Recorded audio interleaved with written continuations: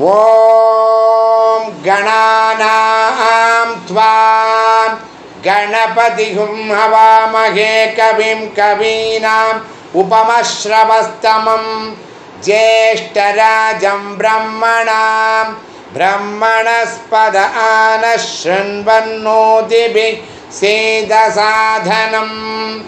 ஓம் ஸ்ரீ மகாகணபதயே நமஹ.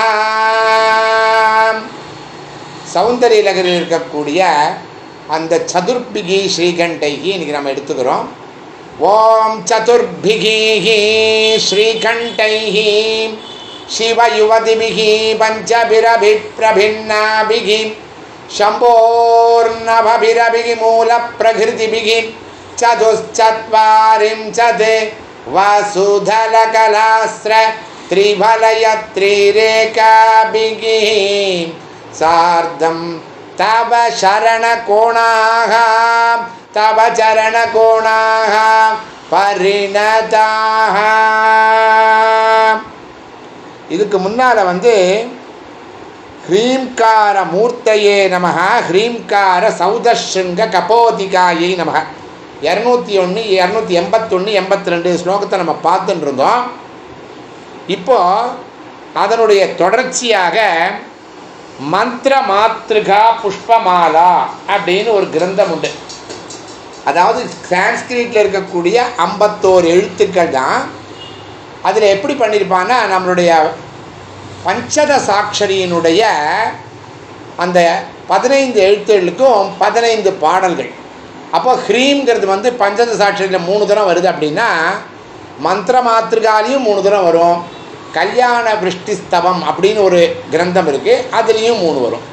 அதே எழுத்தில் ஆரம்பிக்கும். இப்போது இதில் இருக்கக்கூடிய இந்த பாட்டை நம்ம பார்ப்போம். மந்திர மாத்திருகாவில் இருக்கிறது அது ஹ்ரீம் பீஜத்தினுடைய பெருமையை சொல்லும். இப்போ நம்ம பார்க்குறது ஹ்ரீம் பீஜம் தான். இந்த 20 ஸ்லோகமுமே அதே தான்.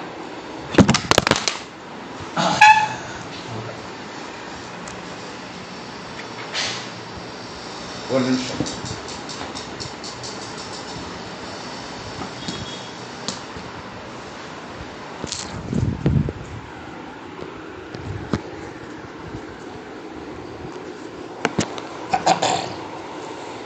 ஹ்ரீம்கார த்ரய சம்புடேன மனுனா உபாஸ்யே த்ரயி மௌலிபிஹி வாக்யைஹி லக்ஷ்யதனோ தவ ஸ்துதி விதௌ கோவாக்ஷமேத அம்பிகே சல்லாபாஹ ஸ்துதயஹ பிரதக்ஷிணஹ சதம் சஞ்சார ஏவாஸ்துதே சம்வேசோ நமச சகஸ்ரம் அகிலம் த்வத் பிரீதயே கல்பதாம். என்ன சொல்ல வரான்னா, 3 ஹ்ரீங்காரங்கள் சேர்ந்துள்ள மந்திரத்தினால். எதில் 3 ஹ்ரீங்காரம் சேர்ந்துருக்கு?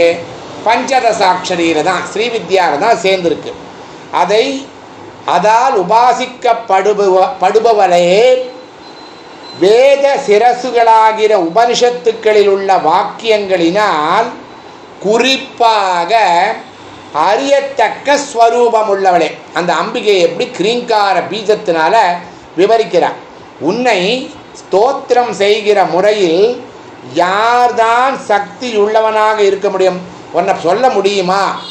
ஏன்னா 1000 நாக்கு இருக்கக்கூடிய ஆதிசேஷனாலேயே உன்னை பாட முடியலையேமான்னு நம்ம சௌந்தரிய லகரியில் சொல்லுவோம். நல்ல பேச்சுக்கள், தோத்திரங்கள், சஞ்சாரமே உனக்கு 100கணக்கான பிரதட்சிணங்களாக இருக்கட்டும். நான் பிரதட்சிணம்னு பண்ணுறது இதை நினச்சிக்கோ.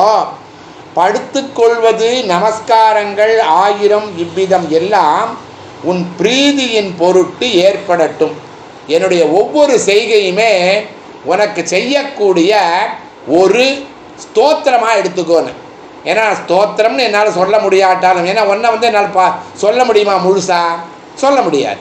அப்போ நீ என்ன பண்ணணும்? எனக்கு நான் செய்கிற ஒவ்வொரு செயலையுமே நான் உனக்கு செய்யக்கூடிய கிரியையாக நீ நினச்சிக்கணும். ஒரு ஸ்தோத்திரமாக நினச்சிக்கோ.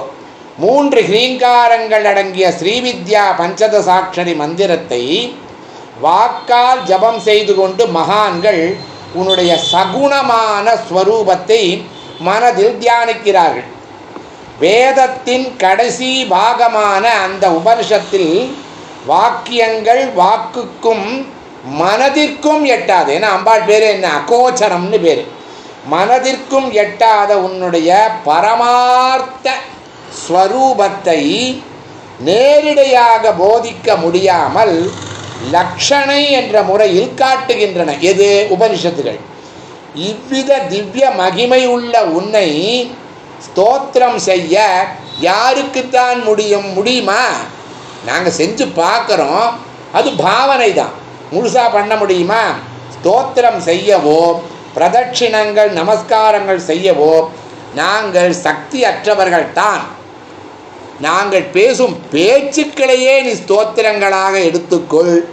உலகில் சஞ்சாரம் செய்கிறோம் இல்லையா நம்ம வேலைக்காக, அதையே பிரதட்சிணமாகவும் எடுத்துக்கொண்டு நான் படுத்து கொள்வதை ஆயிரக்கணக்கான நமஸ்காரங்களாகவும் எடுத்துக்கொண்டு பிரீதி அடைந்து அருள் புரிய வேண்டும் என்று ஜபோ ஜல்பஹா அப்படின்னு ஒரு பாட்டு உண்டு. நம்மளுடைய சௌந்தர்ய இருக்கிற நம்முடைய தன்யாசி ராகத்தில் அது உண்டு. அந்த பாட்டை இதுதான் அதோடைய அர்த்தமே. நான் செய்கிற ஒவ்வொரு காரியத்தையும் நீ எனக்காக ஏற்றுக்கோமா. ஏன்னா என்னால் முழுசாக ஒன்றை ஸ்துதி பண்ண முடியும்னு எனக்கு நம்பிக்கை இல்லை. ஏன்னா நான் எந்த விதமான சக்தியும் இல்லாத ஒரு தீனன். திருசாத்ராகி யஸ்யா மாதிரி அப்படின்னு சொல்கிறவர் ஆதிசங்கரங்கிறத நம்ம ஞாபகம் வச்சுக்கணும். அப்போல்லாம் நாம் எம் மாத்திரம் அப்படிங்கிறது நினச்சிக்கணும். இந்த 9வது திருமுறையில் இருக்கக்கூடிய 21வது பதிகம், அதில் இருக்கக்கூடிய ஃபஸ்ட்டு பாட்டு வேணாட்டடிகள் திருவிசைப்பா அப்படின்னு இருக்கும். அதில் என்ன சொல்கிறான்னு பாருங்க.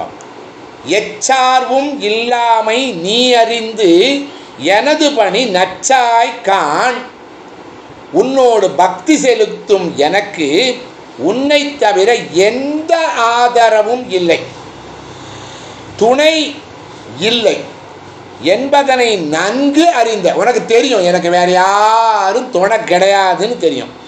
பின் ஏன் எனக்கு அருள் புரிய விழைவதில்லை என்றும் துச்சான செய்திடும் பொறுப்பார் அன்றே கைச்சாலும் கரிகொள்வார். இது அதில் உள்ள பாட்டு. நான் ஏதாவது தேவையற்ற இழிச்செயலை செய்தாலும் நீதான் அம்மா பொறுத்து கொள்ள வேண்டும். அதுக்கு என்ன எக்ஸாம்பிள் கொடுக்குறாருன்னா, கசப்பான சுவை உடையவற்றையும் கறி சமைப்பதற்கு எடுத்துக்கொள்வதில்லையா? நல்ல கேள்வி இல்லையா அது? நீங்கள் கசப்பாக இருக்கிறத சமையலுக்கு எடுத்துக்கிறோம் இல்லையா? அது மாதிரி என்னையும் நீ ஒன்னோடையே சேர்த்துக்க கூடாதுன்னு கேட்குறார். இது ஆக்சுவலி வேணாட்டடிகள் திருவிசைப்பா. அந்த திருவிசைப்பால் இருக்கக்கூடிய அந்த சொற்றொடர்களும் நமக்கு இன்றைக்கி வேணுங்கிற அந்த சப்ஜெக்ட் அது தானே. அம்பாள் நமக்கு கருணை புரியணும், அம்பாள் நம்மளை ஏற்றுக்கணும். ஆனால் நாம் அதுக்கு லாயக்கா அப்படின்னு பார்த்தா கிடையவே கிடையாது. ஒரு துளி கூட அது நம்ம லாயக் கிடையாது. அதுக்காக நீ என்னை விட்டுடலாமா அப்படின்னு கேட்கும் மாதிரி இருக்குது. ரொம்ப அழகான ஒரு இதுக்கு அடுத்ததாக இருக்கக்கூடிய இதே ஹ்ரீம் பீஜத்துக்கு 283 284 ஹ்ரீங்கார துக்தாப்தி சுதா ஹ்ரீங்கார கமலேந்திரா. அதாவது நாமங்கள் வித்தியாசம் இருக்கும், ஆனால் எல்லாம் ஹ்ரீம் பீஜத்தை அப்படியே விவரணை பண்ணுற மாதிரி தான் இருக்கும். ஹ்ரீங்காரம் என்ற பார்க்கடலில் உதித்த அமிர்தம் யாரு? அந்த அம்பிகை. ஒப்புமையாக என்ன சொல்கிறான்னா, ஆம்னாயாம் புதி மாத்ரேன சுமனஸ் சங்காஸ் சமுத்யன் மனோ மந்தானம் திருடபக்தி ரஜ்ஜு சகிதம் கிருத்வா மதித்வா ததஹ சோமம் கல்பதரும் சுபர்வ சுரபிம் சிந்தாமணிம் தீமதாம் நித்யானந்த சுதாம் நிரந்தர ரமா சௌபாகிய மாதன் வதே. இது சிவானந்த லகரியில் இருக்கக்கூடிய 37வது பாட்டு. இதுவும் நம்முடைய ஆதிசங்கரர் இயற்றினது தான். அதாவது ஹ்ரீம்காரம் என்னும் தாமரையில் ஸ்திரமாக வசிக்கும் லக்ஷ்மி, அதுதான் இதோடைய அர்த்தம். சொன்னோம் இல்லையா? ஹ்ரீங்கார கமலேந்திராயை நமக. ஹ்ரீங்கார துக்தாப்தி, துக்தாப்தினா பார்க்கடலில் உதித்தவள் அப்படின்னு. ஏன்னா லக்ஷ்மி ஆனாலும் பார்வதி ஆனால் இப்போ தானே நம்ம வந்து நவராத்திரி கொண்டாடி முடித்தோம். அதில் மொதல் 3 நாள் லக்ஷ்மி, அடுத்தது துர்கா, அடுத்தது என்ன பார்த்தோம்? நம்மளுடைய சரஸ்வதியோடது இருந்தது இல்லையா? ஒரே நிமிஷம்.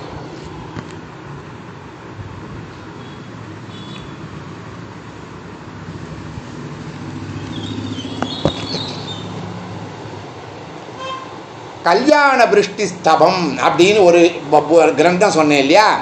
அந்த கிரந்தத்துலேயும் இதே மாதிரி ஹ்ரீங்காரத்தை பற்றி ஒரு விளக்கம் இருக்குது. அதையும் நம்ம பார்க்கலாம். ஏன்னா நம்ம ஒரு கிரந்தம் பார்க்கும் பொழுது அதனுடைய இணைவான இருக்கக்கூடிய மற்ற கிரகங்களையும் நம்ம பார்க்குறது வழக்கம் உண்டு. அது நம்ம முதலே பார்த்துருக்கோம். அதை நம்ம இப்போ பார்ப்போம். ஹ்ரீங்காரமேவ தவநாம கிருணந்தி திவேதா மாதஸ்திரிகோண நிலையே திரிபுரே திரிநேத்ரே த்வத் சம்ஸ்ருதௌ யம படாபிபவம் விகாய திவ்யந்தி நந்த நவனே சகலோக பாலைஹி. அதாவது 44 முக்கோணங்கள்னு சொன்னோம். முக்கோணத்தை இருப்பிடமாக கொண்ட தாயே திரிபுர சுந்தரி, 3 கண்கள் உடையவளே, உனது பெயரான ஹ்ரீங்காரத்தையே. அப்போ அம்பாளுடைய நாமம் எது சொல்லும் பொழுது அந்த ஹ்ரீங்கார பீஜம் வந்துடும். வேதங்கள் போற்றுகின்றன. இது யார் போற்றுறான்னா ஹ்ரீங்கார பீஜத்தை வச்சு நீங்கள் எதெல்லாம் சொல்கிறீங்களோ அதை சொல்லக்கூடிய விதத்தை வேதங்களே போற்றுகின்றன. உன் ஸ்மரணம் ஏற்பட்டதும் அந்த பக்தர்கள் யம கிங்கர்களின் அவமதிப்பை, யம கிங்கர்களை பற்றி கவலையே பட வேண்டாம். எப்போ நம்ம ஹ்ரீங்கார பீஜத்தை வச்சு அம்பாளை பிரார்த்திக்கிறோமோ அப்போது அந்த யமகிங்கர்களுடைய செயலை விலக்கி திக்பாலர்களுடன் நந்தவனத்தில் விளையாடலாம். அதாவது திருமுறையிலையும் சொல்லுவாங்க அந்த மாதிரி தான்.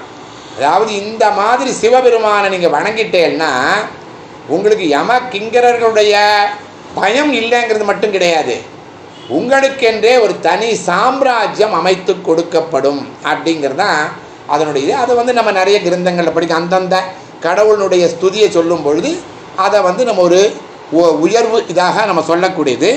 அம்பிகை திரிகோணத்தில் வசிக்கிறாள், திரிகோணத்தில் உள்ள பிந்து ஸ்தானத்தில் வசிப்பவள் என்ற பொருள். நடுவில் இருக்குன்னு சொன்னேனே 44வது முக்கோணம். ஸ்ரீசக்கரத்தில் உள்ள எல்லாமே முக்கோண வடிவமாக இருப்பதால் ஸ்ரீசக்கர நிவாசினி என்றும் பொருள் கொள்ளலாம். அதனால தான் முதல்ல வந்து தியான ஸ்லோகம் நான் சொன்னதே இன்றைக்கி என்னது? சதுர்பிகீகி ஸ்ரீகண்டைகி. அது ஸ்ரீசக்கரத்தினுடைய அந்த அமைப்பை வந்து விவரிக்கக்கூடிய மந்திரம். மும்மூர்த்திகளுக்கும் ஆதியாகிய சிருஷ்டி ஸ்திதி லயங்களுக்கு முன்னால் இருப்பதாலும் உலகில் மும்மூன்றாக விளங்கும் பொருள்களில் எல்லாம் வியாபித்திருப்பதாலும் கட்கமாலால் நம்ம சொல்லுவோம் இல்லையா? திரிபுரே திரிபுரேசி திரிபுர சுந்தரீம் திரிபுரவாசினீம் திரிபுரா சித்தேம் திரிபுராம்பா. அதே மாதிரி எதெல்லாம் 3 இருக்கோ அதில் எல்லாம் அம்பாள் இருக்கா. அதனால தான் அவளுக்கு பேர் என்ன? திரிபுரா. அதுக்கு பேரை கூட வந்து சுந்தரி போட்டால் திரிபுர சுந்தரி. 3 கண்கள் உடையவள். அம்பிகையின் மந்திரங்களின் மிகவும் முக்கியமான பீஜம் ஹ்ரீம் என்பதையே அவள் பெயராக கூறி இருக்கிறதுலே ரொம்ப சின்ன பேர் அம்பாளுக்கு வந்து ஹ்ரீம் தான். உபனிஷத்துக்கள் போற்றுகின்றன. அம்பிகையை ஸ்மரிப்பவர்களின் அருகில் யமகிங்கர்கள் வர பயப்படுவார்கள்.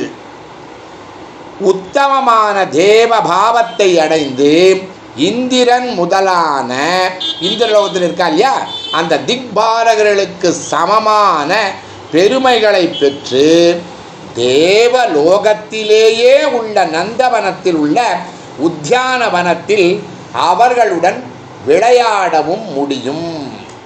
அதாவது அம்பிகையினுடைய பிரார்த்தனை வந்து எந்த அளவுக்கு ஸ்ட்ராங்கு அப்படிங்கிறத சொல்லக்கூடியது தான் இந்த பாட்டு. நமக்கு வந்து தேவலோகம்லாம் நமக்கு வேண்டாம். நமக்கு வேண்டியது அம்பாளுடைய பாதம் தான் நமக்கு வேணும். ஏன்னா தேவலோகம் போனாலும் திருப்பியும் ஒரு குறிப்பிட்ட காலம் ஆனோன்னு திரும்பி வரணும். திரும்பி we have to come down. ஏன்னா நம்ம மனிதர்களாக இருந்து அம்பிகையோ சிவனோ விஷ்ணுவோ யாராக இருந்தாலும் பிரார்த்தித்து அவருடைய சாயுஜ்ய பதவியை அடைந்தால் மட்டுமே நமக்கு இன்னொரு தடவை இங்கே வர வேண்டிய அவசியம் இருக்காது. மற்றதெல்லாம் வந்து சும்மா ஒரு ஊருக்கு போயிட்டு வரா மாதிரி, ஊரில் போயிட்டு என்ஜாய் பண்ணிவிட்டு திரும்பி வரணும். அதனால் நம்மளை பொறுத்த வரைக்கும் அதெல்லாம் வேண்டாம். நம்மளுடைய அல்டிமேட்டமே வேறு. ஆனால் இதில் ஏன் சொல்லியிருக்கா அப்படின்னா, ஹ்ரீம்கார பீஜம் அந்த அளவுக்கு பவர்ஃபுல் அப்படிங்கிறத நம்ம புரிஞ்சுக்கணும்னு அர்த்தம் தான். இப்போ அந்த சொன்ன ரெண்டு ஸ்லோகத்தினுடைய பாஷ்யம் என்னன்னு பார்ப்போம். ஏன்னா ஹ்ரீம்ங்கிற வார்த்தையெல்லாம் ஒரு கிளாஸ்லாம் சொல்லி முடிக்கக்கூடியது கிடையாது. அதெல்லாம் நீங்கள் வந்து அதை பாஷ்யத்தை நம்ம எடுத்து படிக்க ஆரம்பித்தோம்னா நிறைய படிச்சுருக்கலாம். ஆனால் கொஞ்சம் ட்ரையாக இருக்கும். அதனால் எது கிரக்ஸோ அதை மட்டும் நம்ம சொல்கிறோம். ஹ்ரீங்காரமாகிய பார்க்கடலில் அமிர்தமாக விளங்குபவள் க்ஷீராப்தியை தேவர்களும் அசுரர்களும் கடைந்த பொழுது பல பொருள்கள் வெளிவந்தன. கடைசியாக அவர்கள் அடைவதற்கு எதை முயன்றனரோ அந்த அமிர்தமும் கிடைத்தது. ஹ்ரீம் என்பதனிலுள்ள ஹகாரம் வெண்மையை குறிப்பதாலும் முக்தி என்ற அமிர்தத்திற்கு காரணமாக இருப்பதாலும் ஹ்ரீம்காரம் பார்க்கடலுக்கு ஒப்பிடப்பட்டது. நம்ம வந்து பஞ்சாட்சரத்தை நமசிவாய அப்படின்னு வர்றப்போ நான் என்ன சொல்கிறது, மா என்ன சொல்கிறது, சி என்ன சொல்கிறது, வா யான்னு பிரிப்போம். அதே மாதிரி தான் இங்கே ஹ்ரீம். இப்போ துர்கா அப்படின்னா தூ இர் கா, மூணுக்கு மூணு விதமான அர்த்தம் இருக்கும். இங்கே வந்து ஹ்ரீம் என்று சொல்லும் பொழுது அதில் இருக்கக்கூடிய ஹகாரம் வெண்மை நிறையை குறிப்பதால் அமிர்தத்திற்கு அது வந்து காரணமாகவும் ஹ்ரீம்காரம் பார்க்கடலுக்கு ஒப்பாகவும் கூறப்பட்டது. பார்க்கடலில் தோன்றிய அமிர்தம் போல் பராசக்தி விளங்குகிறாள். ஹ்ரீம் என்ற பீஜ மந்திரத்தை அனுசந்தானம் பண்ணுவதால் கடைசியாக அமிர்தம் போன்ற நித்தியஸ்வரூபியாகிய விளங்கும் பராசக்தி சாட்சாத்காரம் செய்யப்படுகிறாள். இதுதான் நம்முடைய அல்டிமேட்டம். ஹ்ரீம் ஹ்ரீம் சொல்லி சொல்லி நமக்கு இந்த உலகத்தில் இருக்கக்கூடிய எந்த பொருளும் நமக்கு வேண்டாம். அதெல்லாம் தன்னாலே நமக்கு வந்துடும். இப்போ நமக்கு வேண்டியது என்னென்னா அந்த பராசக்தியினுடைய பாதம் நமக்கு வேணும். இதுதான் எல்லா இறைவனுக்கும் இது ஒப்பு தான். இது இப்போ நம்ம இங்கே வந்து அம்பாளை பற்றி பேசுகிறதுனால நம்ம வந்து அம்பாள்னு சொல்கிறோம். இதை நீங்கள் எந்த கிரந்தம் படித்தாலும் உங்களுடைய அல்டிமேட்டம் என்னவாக இருக்கும்னு கேட்டேன்னா அந்த இறைவனுடைய திருப்பாதம் அடைவது தான். மற்றபடி இங்கே சின்ன சின்ன விஷயங்களுக்காக நம்ம செய்கிறதுலாம் ஒன்றுமே என்ன தேவையில்லாமல் அது வந்துடும். அது ஆட்டோமேட்டிக்காகவே நமக்கு வந்துடும். அதனால தான் சாட்சாத்காரங்கிற வார்த்தையை போட்டேன். சாட்சாத்காரம்னா என்னென்னா நாமவே அந்த ரூபமாக அம்பாளுடைய ஸ்வரூபமாகவே மாறி அவளோடைய நம்ம சேர்ந்துடுவோம் அப்படின்னு அர்த்தம். ஹ்ரீம்கார கமலேந்திராயை நமக்கு இது அடுத்த ஸ்லோகம். ஹ்ரீம்காரமாகிய தாமரை பூவில் லக்ஷ்மி போல் விளங்குபவள். நேற்றுக்கு வந்து சரஸ்வதி வெள்ளை தாமரைன்னு பார்த்தோம் இல்லையா? இங்கே வந்து ஹ்ரீம்காரங்கிற தாமரையிலேயே இருக்கக்கூடிய லக்ஷ்மி. விவரணமாக என்ன சொல்கிறா அப்படின்னா தாமரை பூ இதுதான் ரொம்ப முக்கியம். இந்த பாஷ்யத்தில் நீங்கள் பார்க்க வேண்டியது என்ன சொல்ல வராங்கிறதான் நீங்கள் பார்க்கணும். தாமரை பூ பல வர்ணங்களோடு கூடி எல்லோராலும் பிரியத்துடன் கொண்டாடப்படுகிறது இல்லையா? எல்லா சுவாமியமும் நம்ம வந்து அரவிந்தம் பங்கஜம் இப்படிலாம் நம்ம நிறைய சொல்லுவோம். ஹ்ரீம் ஹகாரம் ரேபம் ஈகாரம் பிந்து அந்த ஹ்ரீம்ங்கிறதுல வந்து என்னெல்லாம் இருக்குங்கிறது தான் சொல்கிறேன்.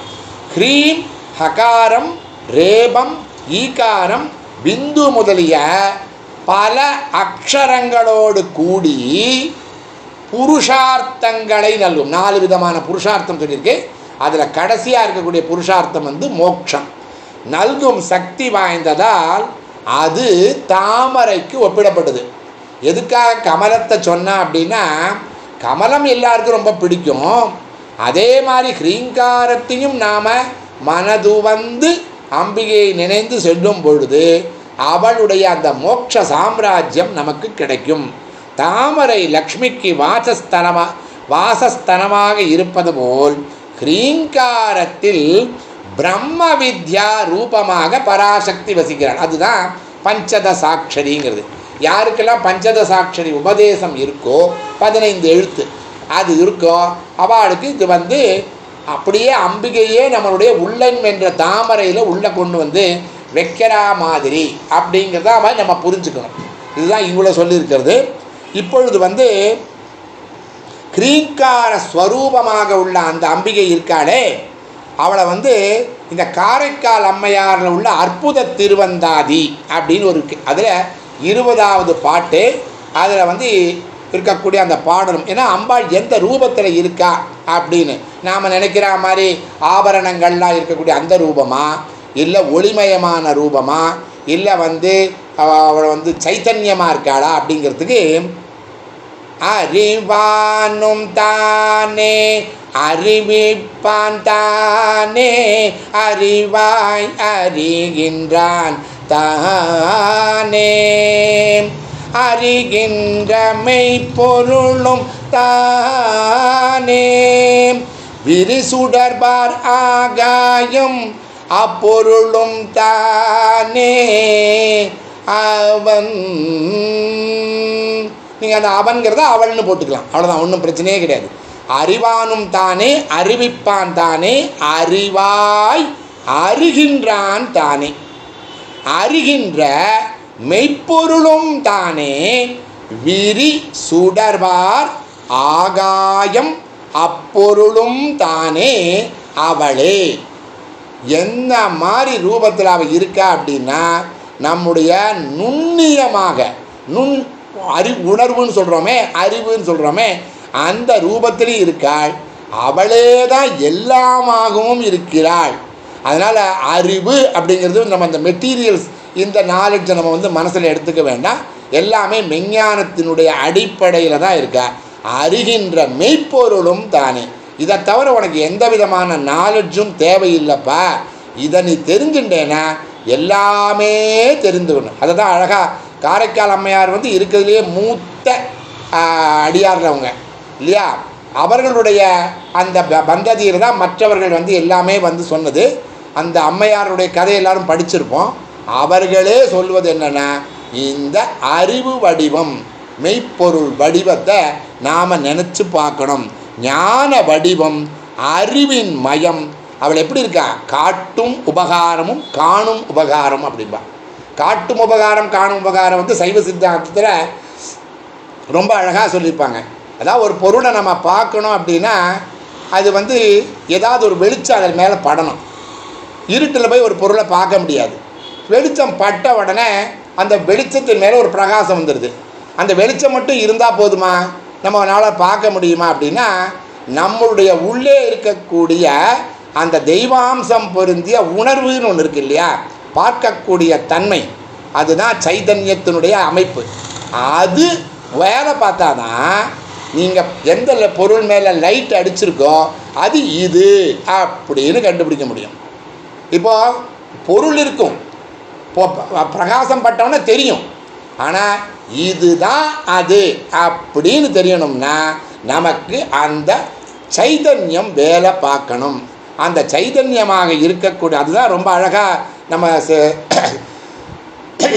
சைவ சித்தாந்தத்தில் சொல்லுவாங்க. அதை காட்டும் உபகாரமும் காணும் உபகாரமும் அவளை உணர அவள் அருளே வேண்டும். நமக்கு வேறு ஒன்றுமே வேண்டாமா. இப்போ நவராத்திரி கொண்டாடுறோம், மற்றபடி இதெல்லாம் கொண்டாடுறோம். எதுக்காக கொண்டாடுறோம்?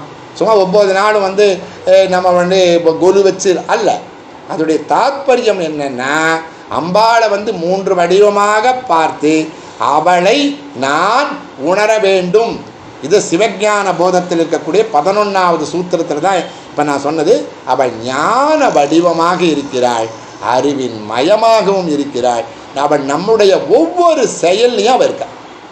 எந்த விஷயம் இப்போ நான் பேசுகிறேன் அப்படின்னா என்னுடைய பேச்சு எப்படி வெளியில் வருது, இதுக்கு எத்தனை ஐட்டங்கள் வேலை பார்க்கணும் பாருங்க. நான் எனக்கு வெறும் நாலெட்ஜ் மட்டும் இருந்தால் போகாது. அந்த நாலெட்ஜு ஒரு சொல் வடிவமாக உங்களுக்கு புரியும் அளவிற்கு ஒரு சவுண்டோட வெளியில் வந்தால் மட்டும்தான் அது புரியுமே தவிர, வெறும்னு வந்து எனக்கு நாலெட்ஜ் இருந்து எனக்கு பிரயோஜனம் கிடையாது. அந்த நாலெட்ஜ் என்னோட போயிடும். ஸோ இதற்கு அம்பாளுடைய கிருபை வேணும். அது இல்லாமல் எனக்கு புத்தி இருக்குது, என்னால் பாட முடியும், எனக்கு ராகம் இருக்குதுன்னு சொல்லி நாம் நினைத்தோமானால் நமக்கு அது நாம் வந்து we are actually fooling ourselves. அவ்வளோதான், நமக்கு ஒன்றுமே தெரியாது அப்படிங்கிறத. இப்போ நவாவர்ணத்தில் ஒரு பாட்டு இருக்குது, அந்த பாடலையும் நம்ம பாடணும்னு நினச்சிட்டேன். அந்த கமலாம்பிகே ஆஸ்ரிதா அப்படின்னு அது தியான ஸ்லோகமாக இருக்கும். அதையும் நம்ம இங்கே பாடிக்கலாம். ஏன்னா எல்லாமே அம்பிகையினுடைய ஸ்வரூபம் ஹ்ரீங்காரத்தோடு இணைந்தது தான். ஏன்னா ஹ்ரீங்காரம் எதோடு இணைஞ்சிருக்கு? கட்கமாலாவோடு இணைஞ்சிருக்கு. கட்கமாலா என்கிறது என்னது? நவாபரணத்தினுடைய நவாபரண பூஜை தான். ஸோ அதனால் இது தாயே யசோதா இந்த ஆய குல திலகம் அந்த பாட்டு இருக்கு இல்லையா, அதனுடைய தோடி ராகத்தில் உள்ள பாட்டு இது. அது பாட தெரிந்தவர்கள் அதை பாடிக்கலாம். கமலாம்பிகே ஆஸ்ரித கல்பலதிகே சண்டிகே கமனீயாருணாம் சுகே கரவித்ருத சுகே மாமவம் கமலாசனாதி பூஜித கமலபதே பகுவரதே கமலாலய தீர்த்த வைபவே சிவே கருணார்ணவே சகல லோகநாயிகே சங்கீத ரசிகே சுகவித்வப்ரதாயிகே சுந்தரி கதமாயிகே விகலே பரமுக்திதான நிபுணே அகஹரணே வியதாதிபூத கிரணே வினோத சரணே அருணே சகலே குருகுஹ கரணே சதா சிவாந்த கரணே.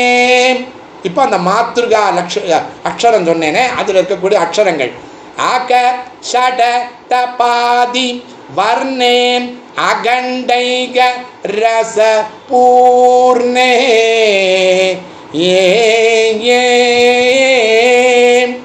இந்த நவாவர்ணம் எல்லாமே கமலா அப்படிங்கிறது தான் அதனுடைய ஆரம்ப வேடாக இருக்கும்.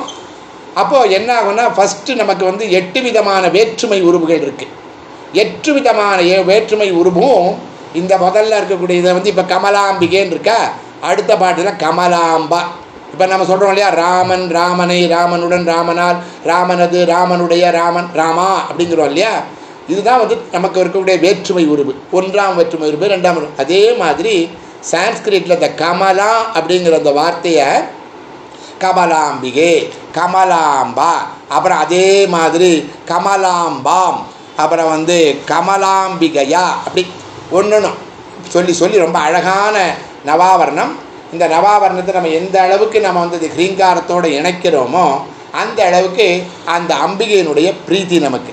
நான் தான் சொன்னேன், கட்கமாலாவும் நவாவர்ணமும் ஒன்றுதான். கனகமலை அருகே போயின காக்கையும் அன்றே படைத்தது பொன்வண்ணமே.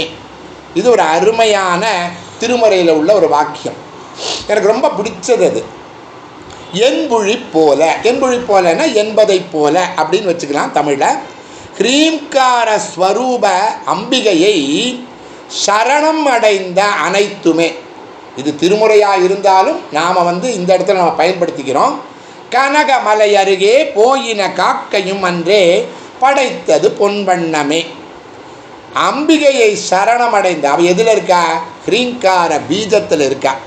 அனைத்துமே அவள் ஸ்வரூபமாய் மாறும், வேறாக, வேறு ஒன்றா மாறாது என்பதை உணர்த்துவதாக சொல்லால் விளக்க முடியாத கடி உலவு சொல், முடிவு ஒன்றும் இல்லாத ஜோதிஸ்வரம். ரொம்ப அருமையான வார்த்தை இது. கடி உலவு சொல், முடிவே இல்லாத ஜோதி வடிவம்.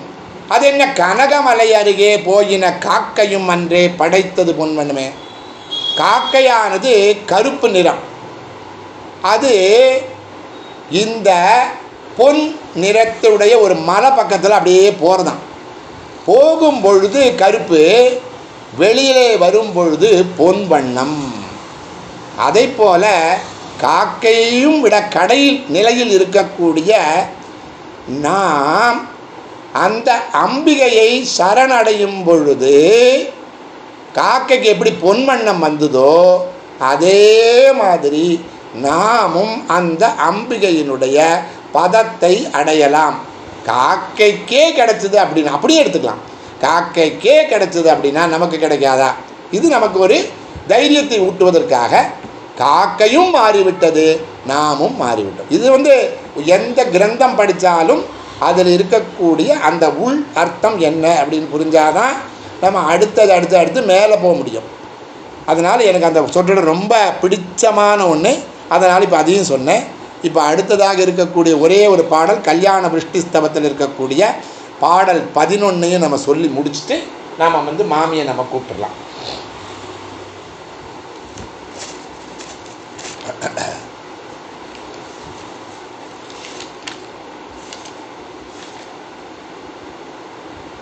ह्रीं ह्रीं मिति प्रतिदिनं जपतां तव आख्यां किं नाम दुर्लभम् इह त्रिपुरादिवासे माला किरीट मधवारणमाननीयां तान् सेवते வசுமதி ஸ்வயமேவ லக்ஷ்மிஹி. எப்படி ஹ்ரீம்காரத்தினுடைய மதிப்பு அப்படிங்கிறது தான். திரிபுரங்களில் வசிப்பவளே, ஹ்ரீம் ஹ்ரீம் என்று உன்னுடைய பீஜத்தை தினந்தோறும் ஜபிக்கிறவர்களுக்கு இங்கு அடைய முடியாதது, பெற முடியாதது என்று என்னதான் உள்ளது அப்படின்னு ஒன்று இருக்கான்னு கேட்குறார். உனக்கு கிடைக்க முடியாதுன்னு ஒன்று இருக்கா? மாலைகள், மகுடம், மத்த கஜம் இவைகளால் கௌரவிக்கத்தக்க அவர்களை பூமி தேவி சேவிக்கிறாள். லக்ஷ்மி தேவியும் தானாகவே அவர்களோடு வசிக்கிறாள். அன்றைக்கே நான் ஸ்ரீசூக்தத்தில் சொன்னேன், அனபகாமினி. எப்பவும் அம்பாள் கூடையே இருப்பாளாம் லக்ஷ்மி வடிவத்தில். நம்ம கூட நம்மளை விட்டு போவே மாட்டாளாம். அம்பிகையின் பீஜாட்சரமான ஹ்ரீம் என்ற மந்திரத்தை ஜபிப்பவர்கள் விருப்பப்பட்ட நியாயமான விருப்பங்கள் எந்த பொருளையும் அடைந்து விடலாம். அவர்களுக்கு என்று கிடைக்காதது இந்த பூ உலகில் ஒன்றுமே இல்லை. ஏன்னா அவன் என்ன அர்த்தம்? கருணா நிதியவர், கருணா சாகரம் அவர். அதனால் நம்ம பக்தி பண்ணுறது மட்டும்தான் நம்ம வேலை, கொடுக்கறது அவ வேலை. கிடைக்காதது என்று ஒன்றுமே இல்லை. ஸ்ரீதேவியும் பூதேவியும் தானாகவே அவளை சேவிக்கிறார்கள். பூமண்டலம் முழுவதுக்கும் ஏக சக்கராதிபதியாக அவனை ஆக்கிவிடுகிறாள் பூதேவி. மாலைகள், மகுடம், பத்தகஜம் முதலான மகாராஜ சின்னங்களை எல்லாம் அருளி தேவி எல்லா சம்பத்துக்களையும் தந்து அருள்கிறாள். அதனால தான் அவளுக்கு பேர் சம்பத்கராணி சகலேந்திரிய நந்தனானி சாம்ராஜ்யதான நிரதானி சரோருகாட்சீம் த்வத்வந்தனானி துரிதாம் ஹரணோத்யதானி மாமேவ மாதரனிசம் கலயந்து மான்யே ஏ. திருப்புகழில் பூத கலாதிகள் என ஒரு பாட்டு தொடங்கும். அந்த பாட்டில் அம்பாளுடைய ஸ்வரூப லட்சணத்தை ரொம்ப அழகாக சொல்லுவாள். ஹ்ரீங்காரத்தில் அமர்ந்திருக்கும் அந்த தேவியின் சிறப்பாக திருப்புகழ் நீங்கள் அந்த பாட்டை நீங்கள் ரெஃபர் பண்ணி பாருங்க. பூத கலாதிகள் அப்படின்னு ஆரம்பிக்கும்.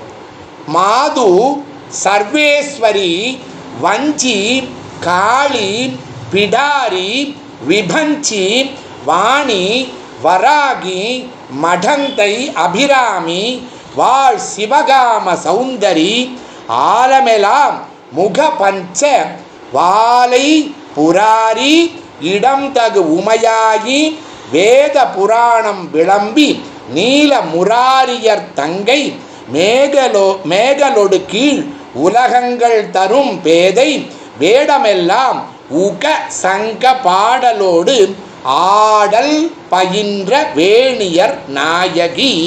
யாரு? அந்த ஹ்ரீங்கார பராசக்தி. என்ன அர்த்தம்னா, ஞான மூச்சினால் யோக நிலையில் இருந்து நாத நல்லொளி தோன்ற அவள் திருவடிகளை அடையும் நாள் என்ன திருநாளோ. எந்த நாள் எனக்கு கிடைக்க போகிறதுப்பா? எல்லாரும் ஏங்கிறது அதுதான், எல்லாருமே அதான் ஏங்குறான்.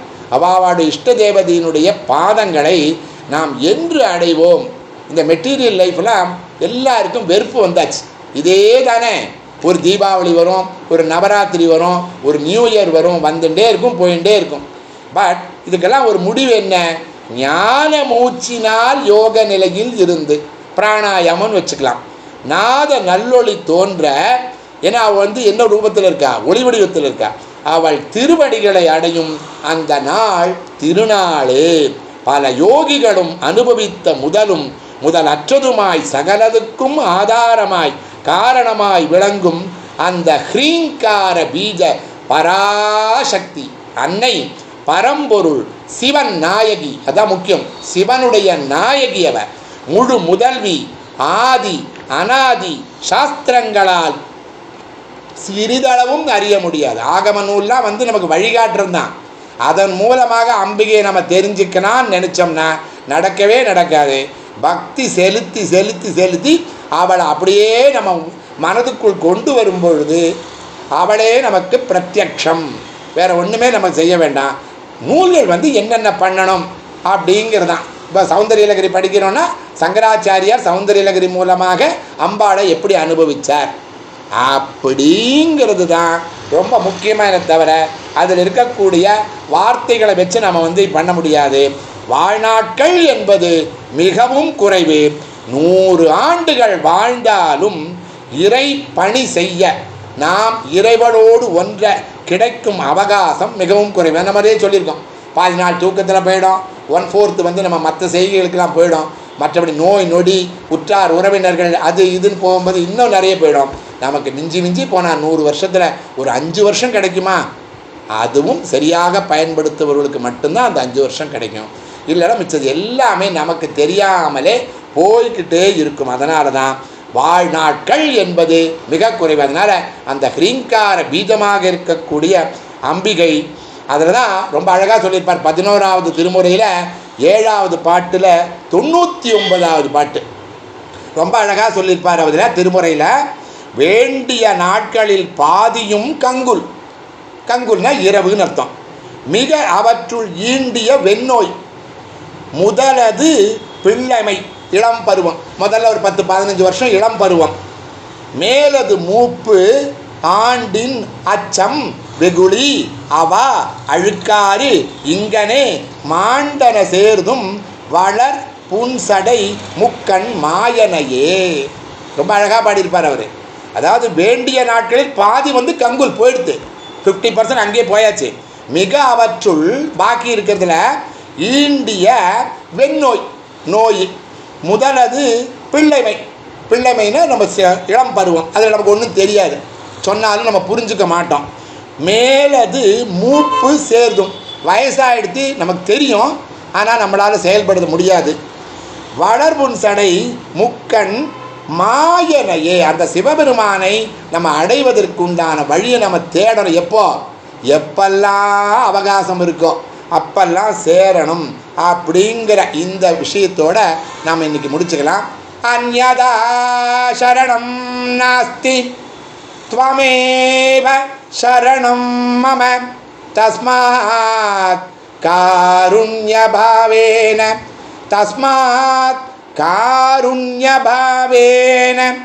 ரக்ஷ ரக்ஷ மகேஸ்வரீம் ரக்ஷ மகேஸ்வரீம் ரக்ஷ மகேஸ்வரீம்.